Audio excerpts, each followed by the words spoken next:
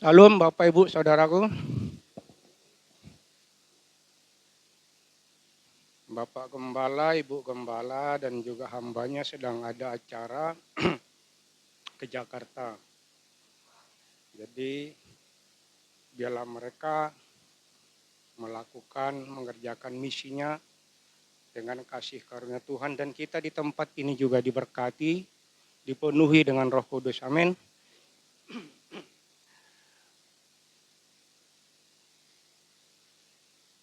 Pelajaran firman kita di hari ini itu tertulis di Yesaya 40 ayat 27 sampai 31. Kemarin saya minta sama Pak Harto, temanya apa? Pagi saya minta dikirim sore. Kisi-kisinya apa, Pak? Dijawabnya malam. Malam juga nggak dijawab kisi-kisi. Saya lupa Bang katanya. Jadi saya ambil dari di mana hasil perenungan saya dari sore sampai malam. Biar ini menjadi pelajaran bagi kita. Amin. Yesaya 40 ayat 27 sampai 31.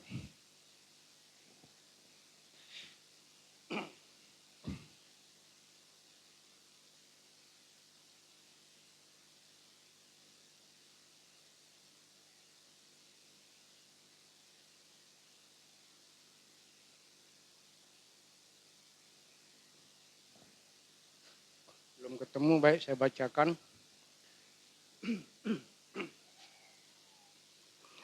Mengapakah engkau berkata demikian, hai Yakub, dan berkata begini, hai Israel? Hidupku tersembunyi dari Tuhan, dan hakku tidak diperhatikan Allahku. Ayat 28. Tidakkah kau tahu dan tidakkah kau dengar? Tuhan ialah Allah yang kekal, yang menciptakan bumi dari ujung ke ujung. Ia tidak menjadi lelah dan tidak menjadi lesu, tidak terduga pengertiannya. Dia memberi kekuatan kepada yang lelah dan menambah semangat kepada yang tiada berdaya. Orang-orang muda menjadi lelah dan lesu, dan teruna-teruna jatuh tersandung. Tetapi orang-orang yang menanti-nantikan Tuhan mendapat kekuatan baru. Mereka seumpama Raja Wali yang naik terbang dengan kekuatan sayapnya. Mereka berlari dan tidak menjadi lesu. Mereka berjalan dan tidak menjadi lelah. Amin. Bapak Ibu Saudaraku, Yesaya menulis firman ini suatu perintah dari Tuhan, yaitu untuk memberikan penghiburan kepada bangsa Israel. Karena apa? Pada waktu itu bangsa Israel menjadi bangsa buangan ke Babel. Buangan berarti tawanan. Kenapa ini terjadi? Karena waktu itu bangsa Israel tidak hidup sungguh-sungguh di hadapan Tuhan. Mereka melakukan penyembahan-penyembahan berhala, mereka melakukan hal-hal yang jahat di mata Tuhan. Dan bahkan Yesaya sudah menasihati yang waktu itu Israel dipimpin oleh Raja Hizkia. Hizkia sakit dan dia sembuh, didatangi oleh Yesaya, dinasihati supaya berubah dan bertobat. Karena Yesaya bernubuat bahwa bangsa ini nanti akan dibawa, ditawan, tidak satu pun yang tertinggal. Tetapi Hizkia bilang apa? Yang penting aman, enggak apa-apalah. Yang penting aman. Bapak Ibu Saudaraku, kita sebagai orang Kristen kadang-kadang berkata seperti itu. Yang penting aman. Biarinlah itu urusan dia. Dia mau berlaku gitu, biarin. Itu bukan urusanku. Seperti yang minggu-minggu sebelumnya dikatakan, keselamatan aku sudah dapat. Masa bodoh dia mau selamat, mau mati, mau apa urusan dia. Orang Kristen banyak bicara seperti itu. Tidak mengetahui keberadaannya ada di dunia ini untuk apa. Hilang jati dirinya. Nah, inilah yang terjadi pada bangsa Israel. Karena mereka tidak mau bertobat, karena mereka egois, mereka ditawan ke Babel. Babel itu adalah Irak. Dari Israel dibawa ke Irak. Semuanya. Mungkin ada yang tertinggal sisa-sisa. Dan di sana bukan mereka dibuat enak. Mereka jadi tawanan yang otomatis jadi budak. Bapak Ibu Saudaraku, kalau sudah namanya budak, tidak ada hak untuk dirinya. Bukan di zaman sekarang ada HAM. Zaman dulu nggak ada HAM. Orang yang kaya, orang yang kuat itu pasti menang. Orang yang lemah ya udah diperlakukan sebisanya, semaunya. Dan itu yang terjadi pada bangsa Israel. Jangankan untuk beribadah kepada Tuhan, untuk makan minum aja mereka susah. Namanya budak, pekerja paksa. Dikasih gaji seadanya, dikasih makan mungkin nasi bungkus, isinya apa nggak tahu. Nah, keadaan mereka sangat susah sekali. Karena sangat susah sekali, mereka mengeluh. Mereka seakan-akan berbicara Tuhan itu sudah tidak ada. Nah, makanya Yesaya menekankan kepada bangsa Israel, memberi penghiburan bahwa Tuhan tidak pernah meninggalkan umatnya, walaupun umatnya itu berbuat salah, berbuat dosa, tetapi Allah setia. Makanya judulnya minggu ini yaitu dijamin oleh kesetiaannya. Hidup kita dijamin oleh kesetiaan Allah. Walaupun hari Minggu kita beribadah dengarkan firman. Hari Senin sudah mulai sedikit-sedikit, Selasa, Rabu melakukan kebiasaan-kebiasaan seperti yang dilakukan orang dunia. Tetapi Allah setia selalu menunggu. Setia. Allah setia. Nah, inilah yang diberitakan oleh Yesaya. Bahwa Tuhan tidak pernah meninggalkan umatnya. Ia selalu setia dan memiliki kekuatan yang tidak terhingga. Amin. Allah kita bukan Allah yang lemah. Allah kita bukan Allah orang mati, tapi Allah kita adalah Allah yang hidup, Allah yang perkasa. Ini mengajak umat Tuhan atau kita untuk menanti-nantikan Tuhan dan percaya pada kesetiaannya bahkan dalam situasi yang paling sulit sekalipun. Kita seharusnya menantikan Tuhan. Kita seharusnya menaruh pengharapan kepada Allah. Dengan menekankan kesetiaan Tuhan, Yesaya ingin menghibur dan memberi harapan kepada umat yang sedang mengalami kesulitan dan penindasan. Ia mengingatkan mereka bahwa Tuhan adalah sumber kekuatan dan pengharapan yang tidak pernah gagal. Sekali lagi, ia mengingatkan mereka bahwa Tuhan adalah sumber kekuatan dan pengharapan yang tidak pernah gagal. Amin. Amin enggak ini? Allah tidak pernah gagal. Dia setia pada firman-Nya, pada janjinya. Manusia bisa berjanji tapi lupa, tapi Allah tidak pernah. Makanya dia disebut Allah. Allah yang berjanji, Allah yang berfirman. Firman-Nya iya dan amin, janjinya setia.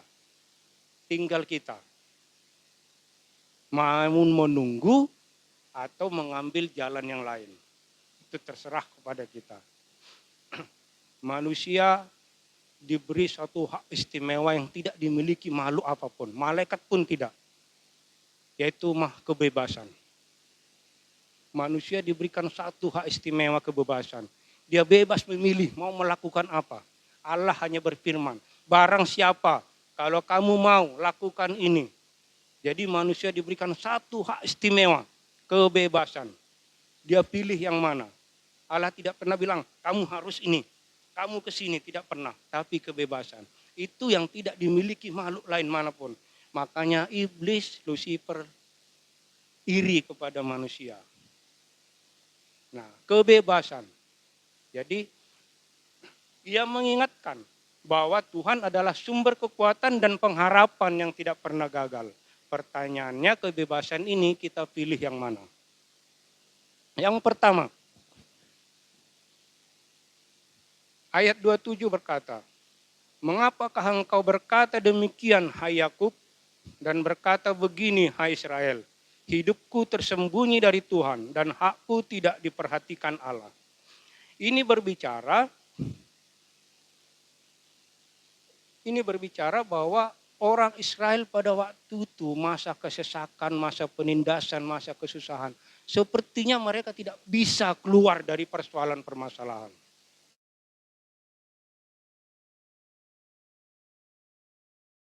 Pada Allah. Allah kok tidak bisa menolongku? Banyak orang Kristen yang berbicara, kok aku masih mengalami seperti ini?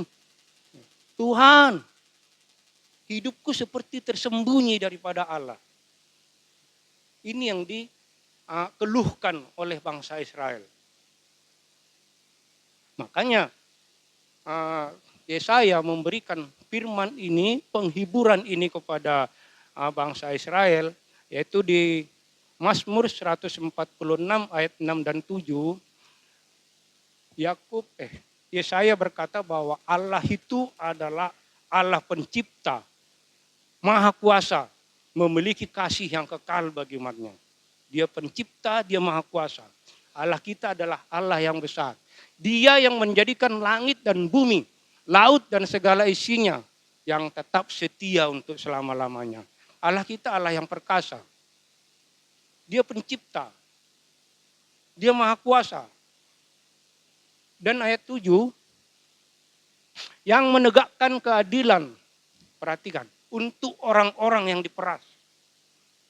Menegakkan keadilan untuk orang-orang yang diperas, artinya Allah kita itu pembela. Kalau kita datang kepadanya, dia membela kita. Yang memberi roti kepada orang-orang yang lapar. Dia mencukupkan kebutuhan kita.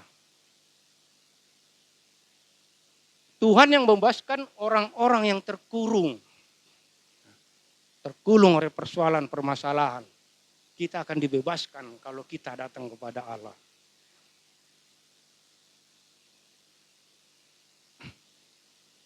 Dan kasih Allah itu juga dinyatakan di Yohanes 3 ayat 16. Ini sudah sangat populer, pasti sudah sangat di luar kepala.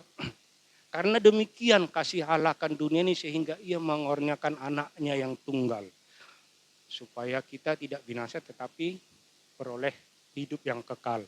Nah, karena kasih Allah dinyatakan kepada kita umatnya, bahkan dia memberikan anaknya supaya kita tidak binasa. Supaya kita memperoleh hidup. Ini janji Tuhan. Kepada siapa? Kepada kita yang percaya. Amin. Dan selanjutnya 1 Petrus 5 ayat 10. Kita cepat belajarnya firmannya. 1 Petrus 5 ayat 10. Dan Allah sumber segala kasih karunia yang telah memanggil kamu dalam Kristus kepada kemuliaan yang kekal. Memanggil kamu ketika kamu hidup di dalam kegelapan. Memanggil kamu ketika hidup di dalam kesusahan. Memanggil kamu ketika hidup dalam penderitaan. Kepada kemuliaan yang kekal akan melengkapi, meneguhkan, menguatkan dan mengokohkan kamu. Sesudah kamu menderita seketika selamanya. Allah yang memanggil. Bukan karena kekuatan kita. Bukan karena kegagahan kita. Tetapi karena Allah yang memanggil. Karena itu Bapak Ibu Saudaraku, kita buka Yudas 1 ayat 21. Yudas 1 ayat 21.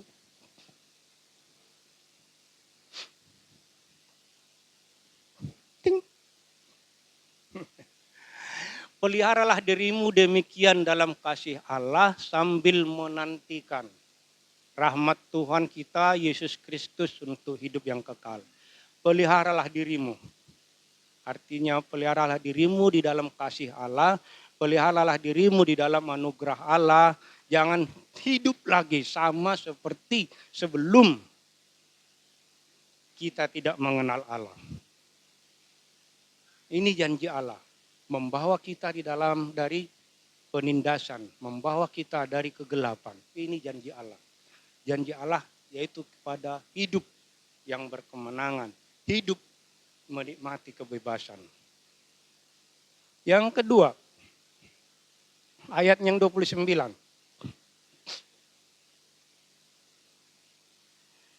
Dia memberi kekuatan kepada yang lelah dan menambah semangat kepada yang tiada berdaya. Ayat ini menjelaskan bahwa Tuhan adalah sumber kekuatan dan pengharapan.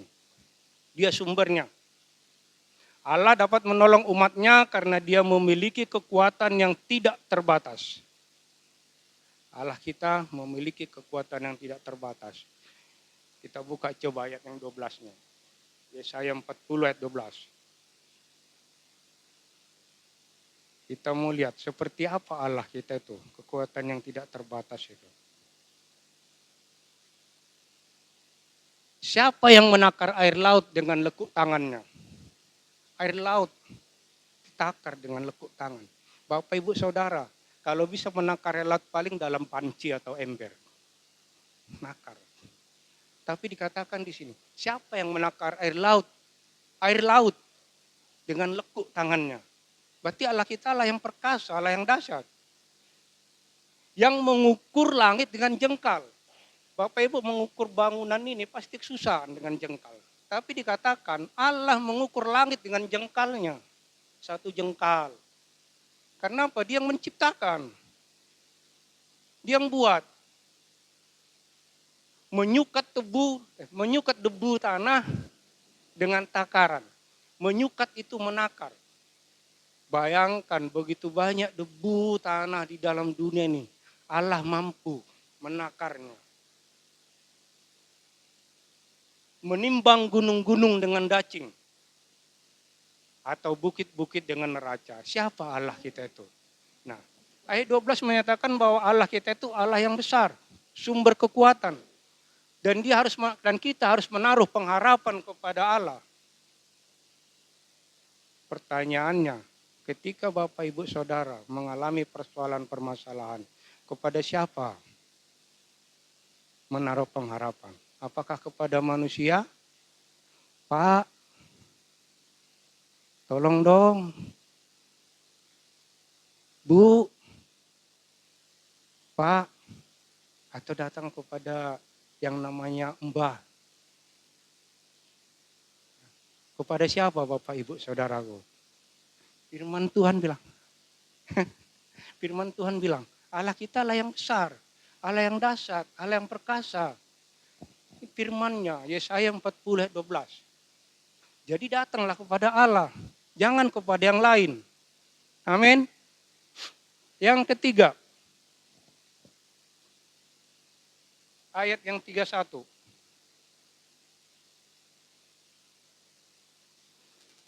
Tetapi orang-orang yang menanti-nantikan Tuhan mendapat kekuatan baru.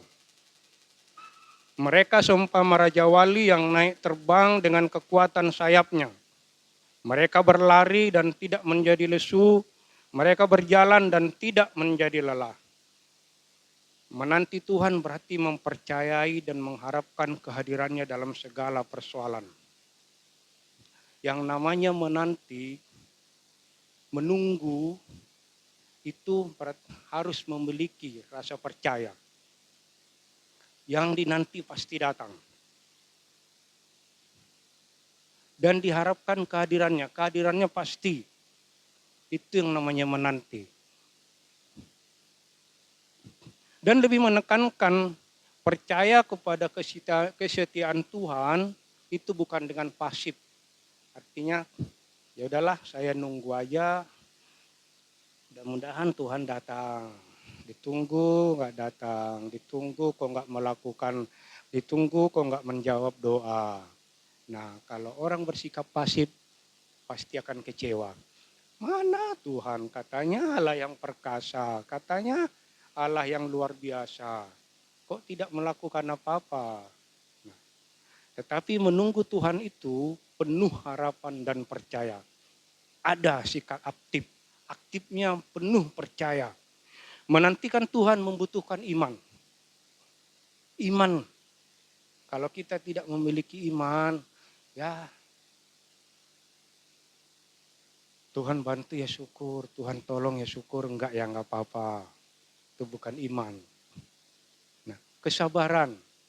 Orang tidak sabar pasti tidak akan menantikan jawaban. Coba Bapak Ibu Saudaraku janjian dengan seseorang, Bapak Ibu menunggu di suatu tempat setengah jam lagi, 1/4 jam lagi, mana dia ini pembohong ini segala macam bla bla bla bla bla bla bla. Lihat 5 menit lagi, tinggal aja lah. Yang ditunggu udah mau datang. Kalau nggak sabar pasti tidak akan ketemu. Nah, dengan penuh kerendahan hati, menanti dengan penuh kerendahan hati. Artinya apa? Ya sabar tadi dan berbicara di dalam hati dan pikiran, mungkin dia lagi perjalanan. Kerendahan hati. Kalau orang sombong pasti tidak akan bisa.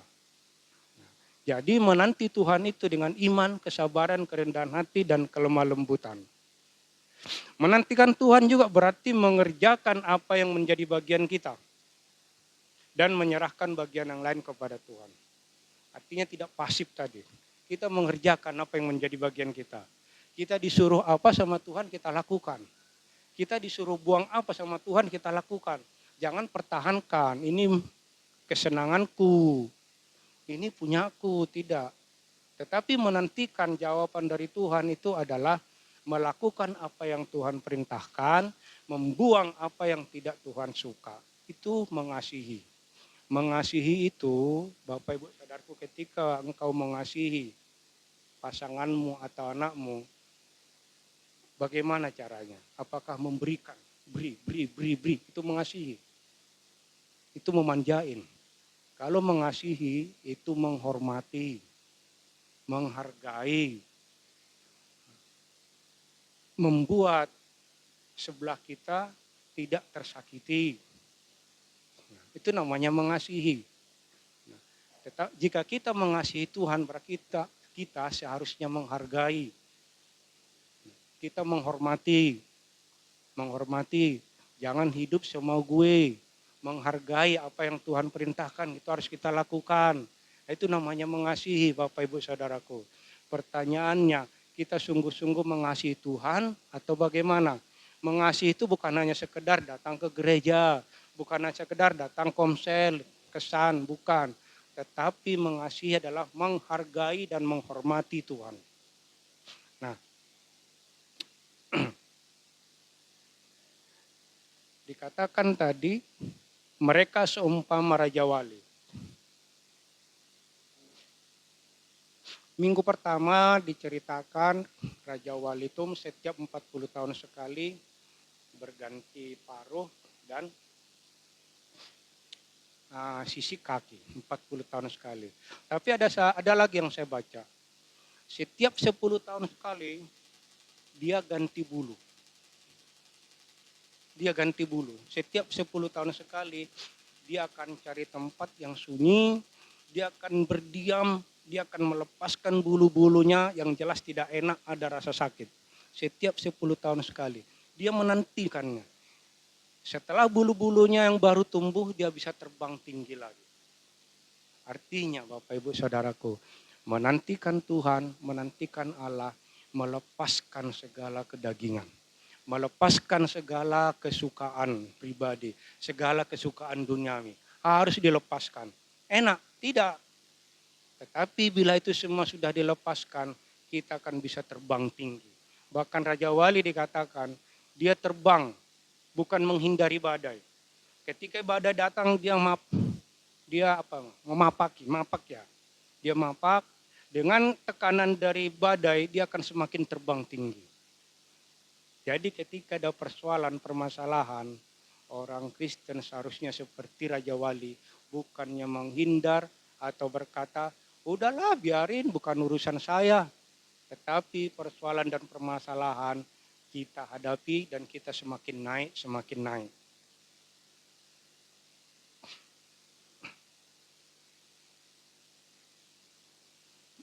Ketika saya mau cerita Bapak Ibu, ketika malam tahun baru, kami berkumpul, kami sharing, kami berdoa, keluarga. Nah, saya buka HP, ketemu firman ini yang menjadi pedoman kami dalam 1 tahun ini.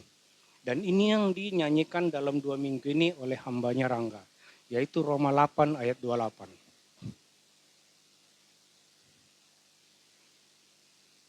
Roma 8 ayat 28. Bagaimana kita bisa naik level up, naik tingkat.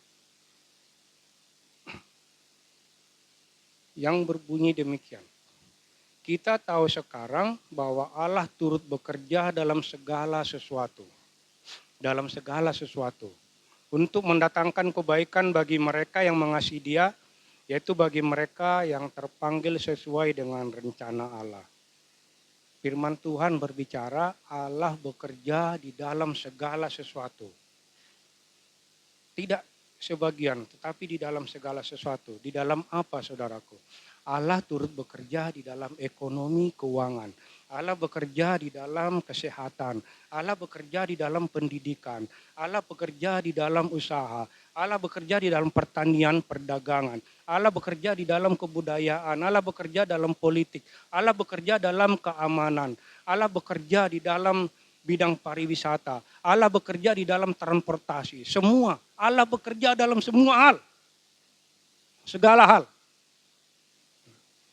Di dalam kehidupan kita, kalau kita semua seharusnya bekerja di dalam segala hal. Bukan dalam ekonomi tapi kesehatan tidak. Tidak seperti itu firman Tuhan. Allah berbicara. Allah turut bekerja dalam segala hal. Di dalam kehidupan kita. Nah, makanya ketika kami sharing saudaraku, saya bilang sama keluarga saya. Saya bilang sama keluarga saya. Dunia bilang di tahun 2025 akan terjadi begini, akan terjadi begitu. Jangan pernah katakan. Dunia bilang tahun 2025 akan ada kesusahan, ada begini, akan ada begini, akan ada begini. Jangan dengar. Dengar tapi jangan masuk hati. Jangan pernah katakan. Karena apa? Yohanes 10 ayat 10 berbicara, pencuri datang untuk mencuri, membunuh dan membinasakan. Itu dunia yang bilang. Dunia bilang tahun 2025 akan terjadi begini, akan begini, akan kesusahan, akan begini, akan begini. Itu dunia bilang. Dunia sedang dipengaruhi oleh iblis. Bukan dikuasai. Dunia sedang dipengaruhi oleh iblis. Jadi kalau aku bilang sama keluargaku, kalau kamu bilang dunia tahun 2025 akan ada kesusahan, akan ada begini, berarti kamu sepakat dengan iblis. Saya jelas bilang seperti itu. Karena itu perkataan iblis dan kau omongkan berarti deklarasi. Jangan pernah katakan, saya bilang. Perkataan iblis, pencuri datang, Yesus bilang, pencuri datang, mencuri, membunuh, dan membinasakan. Itu pekerjaan iblis. Akan terjadi kesusahan, penderitaan segala macam, itu pekerjaan iblis. Tetapi Yesus bilang, aku datang supaya mereka mempunyai hidup dan mempunyainya dalam segala kelimpahan. Bapak, Ibu, Saudaraku, kau pilih kata dunia atau pilih kata Tuhan? Kalau kau pilih kata Tuhan, jangan pernah katakan. Kalau kau mengatakan, berarti kau ikut mendeklarasikan. Tapi kalau kau bilang, Allah, Yesus hadir dalam hidupku supaya aku memiliki hidup dan kelimpahan. Itu yang terjadi. Saya mau ulang lagi, ilustrasi yang pernah saya lakukan. Minta tolong ada 4 orang, 3 orang, dan minta tolong kasurnya di bawah 4. Minta tolong, ada 4 orang.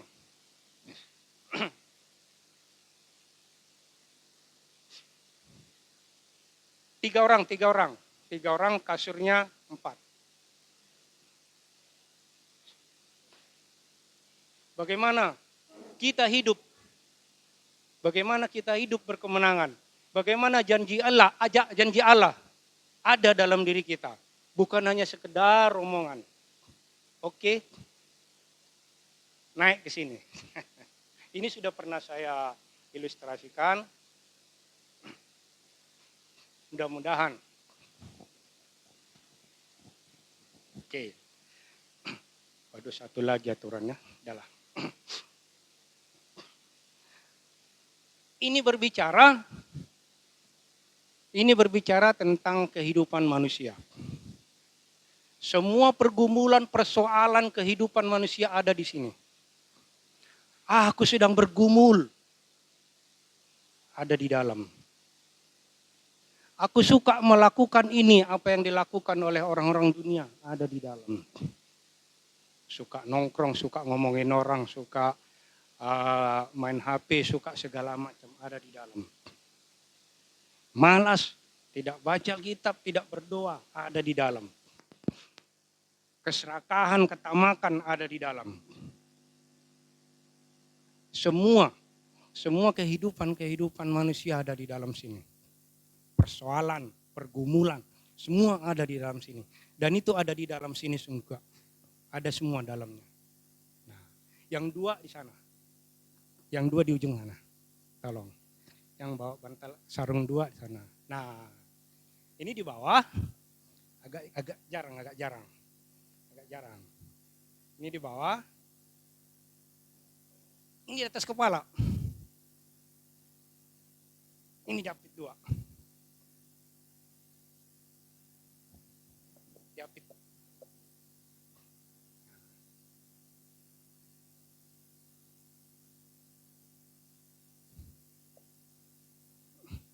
Nah, japit dua. Perhatikan Bapak Ibu Saudaraku. Persoalan, permasalahan, kehidupannya menekan hidupnya. Menekan, ada di atas kepalanya. Aduh, bagaimana ya? Hidupku masih seperti ini. Ada selalu di atas kepalanya. Aku bergumul mau melakukan ini. Menekan, seperti yang pernah saya bilang. Seperti keledai yang bawa beban. Capek. Dan ini diapit. Diapit oleh permasalahan, kehidupan, kutuk, kemiskinan, kegagalan. Sorry, bukan ya. Ini hanya contoh. Ada semua diapit. Nah, karena diapit dia sering aduh capek hidup ini. Nah, capek hidup ini. Nah, ini seperti yang pernah saya ceritakan, seekor sapi yang menarik beban. Begitu naik tanjakan gak kuat. Capek. Nah, dan ini gambaran, tiga ini gambaran orang Kristen, dan yang satu naik. Nah, coba ini begini. Ekspresinya masing-masing. Mau loncat, mau apa terserah. Coba nyanyi. Sukacita. Ayo. Coba nyanyi, mau loncat, mau apa terserah, mau tepuk tangan, ayo. Sukacitamu melimpah dalam. Coba bisa nggak? Hah? Yang ini? Bisa. Yang ini? Bisa, tapi coba bebas nggak? Enggak. Yang ini? Nggak bisa. Nah, satu lagi. Ini. Lebih dari pemenang dalam segala perkara. Ayo.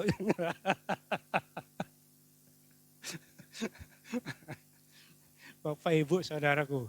Saya bertanya tetapi tidak perlu dijawab dalam hatinya. Posisimu di mana? Posisimu di mana? Hah? Tengah. Saya tidak perlu jawaban, tetapi jawab sendiri dalam hati.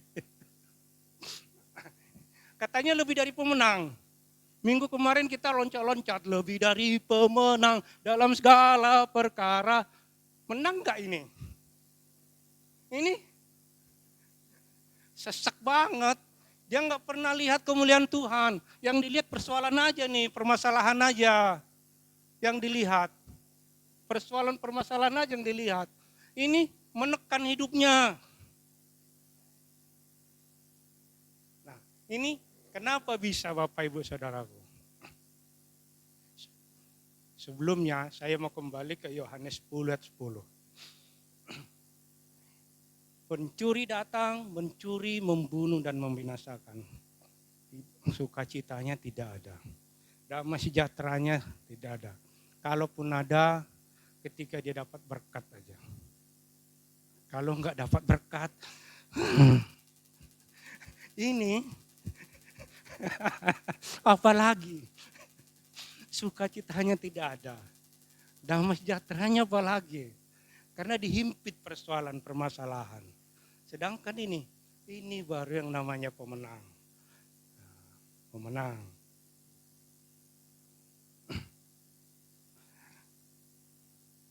Mazmur 91 ayat 7.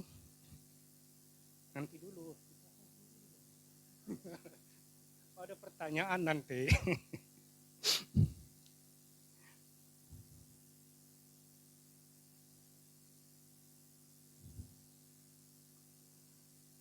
Mazmur 91 ayat 7.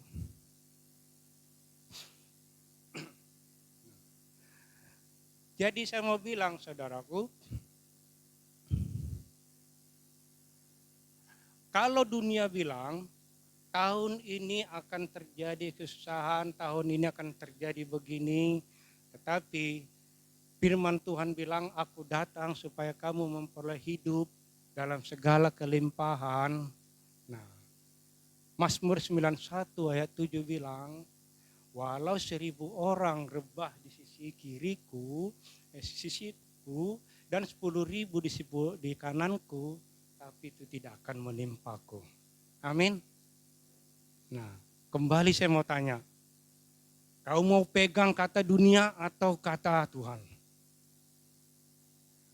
Jadi jangan pernah katakan iya pada kata dunia. Firman Tuhan bilang, aku datang supaya engkau memiliki hidup dan kelimpahan. Dan Mazmur bilang, walau 1.000 orang bangkrut, walau 10.000 orang tunggang langgang, tetapi Allah tetap menolongku. Dan firman Tuhan yang bilang di Matius, mari datang kepadaku yang letih lesu dan berbeban berat, aku akan memberi kelegaan kepadamu. Karena itu, katakan Bapak Ibu Saudaraku, bersama Yesus aku melangkah di dalam kebenaran. Amin. Bersama Yesus ada kuasa dan otoritas yang bekerja dalam hidupku. Amin. Bersama Yesus tahun 2025 aku akan mengalami kemenangan. Bersama Yesus. Itulah bagian kita sebagai anak-anak Allah. Itulah gambaran Raja Wali. Gambaran Raja Wali. Amin. Nah, ini tadi enggak. Saya mau tanya, ini baru sebentar. Kalau seumur hidup seperti itu. Wih. Lah, mau enggak? Enggak mau. Nah, kenapa ini bisa? Firman Tuhan dia pegang. Dia ingat bahwa ada firman Tuhan yang bilang, segala kuasa sudah diberikan kepadaku. Dan aku akan menginjak ular dan kalajengking. Inilah pemenang. Karena itu Bapak Ibu Saudaraku, kembali kepada Bapak Ibu Saudara. Mau jadi pemenang, atau menjadi pecundang. Itu pilihan.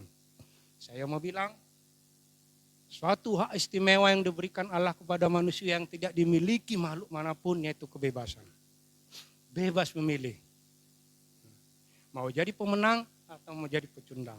Mau naik level atau tetap tinggal di bawah. Itu pada pilihan kita masing-masing. Amin. Mari kita berdoa. Terima kasih.